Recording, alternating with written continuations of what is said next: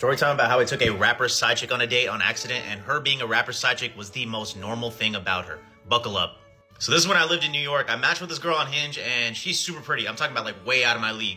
We eventually get to the point where we're like, all right, let's hang out on Friday. Let's go get some sushi and drinks. She picks the sushi spot, which I'm down for because like I've never ever had a girl pick a spot before. So when she offered, I was like, oh, hell yeah, this is awesome. She picks a spot 35 minutes away from me, and I'm like, okay, it's whatever. It's Friday. Let's get it. I'm like, I'm down. I pull up to the sushi spot. It's cold as fuck outside. I'm talking peak New York weather.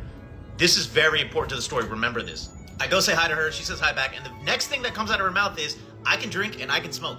I'm like, all right, that's great. I'm down because we're going to be drinking tonight. Or so I thought. We start walking to the table, and the very next thing out of her mouth is, my mama hooked up with the guy at a house party, and that's how I was born. Okay. All right. This is what we're doing. My ass cheeks have not even touched the seat at the restaurant yet, and I've gotten this kind of information that I need to digest. Naturally, the conversation goes to talking about her mom, and she basically tells me her mom tried to her at one point, and that obviously didn't work, and then she tried to herself. Keep in mind, I'm getting this information before I've even gotten water from the waitress. My lips are parched hearing this kind of information. But also at the same time, she's like really giddy. She's really happy. She's like easy to talk to. She's smiling. Like the information she's giving me is dark, but her personality is really, really positive. Think of the song like Hey Ya, when like the beat is really bumping and it's like a good music and it's a good vibe, but like when you listen to the lyrics, you're like, oh shit, god damn. Anyways, we start talking about what she likes to do in her free time and what she does for work. On Hinge, she's like, I'm a dentist. But then she eventually tells me she's actually a dental assistant and she just makes minimum wage and she doesn't like it and she wants to quit. I'm like, cool, I don't mind. Like, as long as you have a job, I'm down. Like, just don't be unemployed and be a bum. Like, I'm about it. Like, just make some money.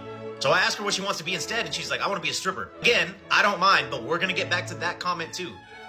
Keep in mind, while she's telling me all these stories and about her mom, herself, her hobbies, she's sitting like this, and I can just see like Cartier rings, Cartier bracelets, other jewelry brands that I'm not in the tax bracket to even know. And I'm just thinking to myself like, minimum wage, huh?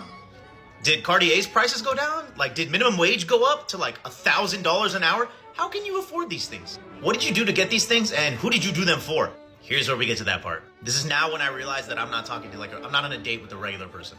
We start talking about like what she likes doing in her free time, like outside of work when she's not working. And she's like, I like going out a lot, especially when my rapper friend is in town. I'm like, oh, your rapper friend? I'm thinking it's like a SoundCloud artist. I don't like whatever.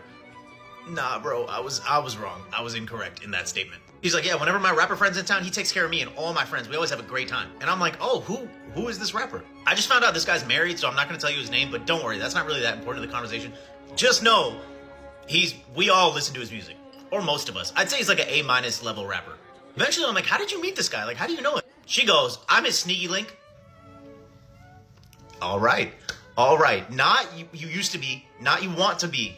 Your current position in life, outside of being a dental assistant, is this rapper's sneaky link.